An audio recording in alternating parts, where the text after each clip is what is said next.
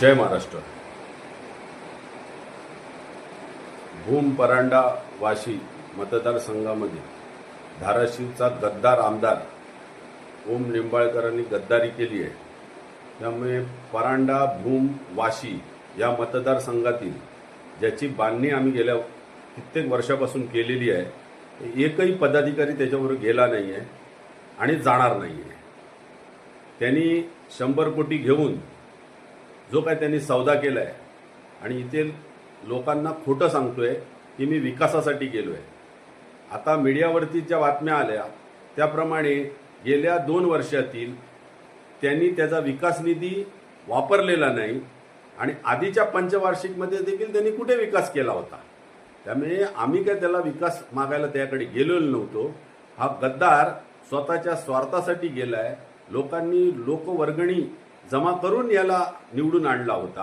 ह्यांनी 2024लाच इकडचा आमदार गद्दार आमदार सावंत ह्याच्याबरोबर हातमिळवणी केलेली आणि त्यांनी आमदाराला सांगितलेलं गद्दार सावत्याला की तू मला वरती मदत कर, मी तुला खालती मदत करतो।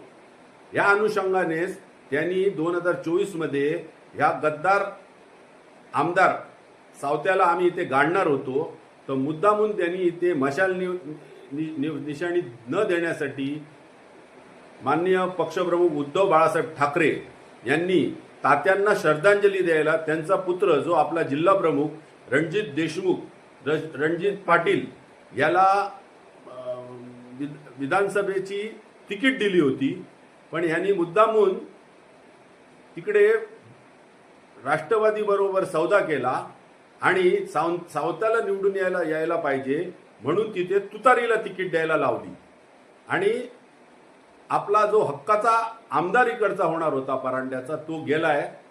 आता हा ओम जर गेलाय गद्दारी करून, तर जसं आदित्य साहेबांनी सांगितलं त्याप्रमाणे त्यांनी मशाल चिन्हावरती उद्धव साहेबांच्या चेहऱ्यावर निवडून आलाय।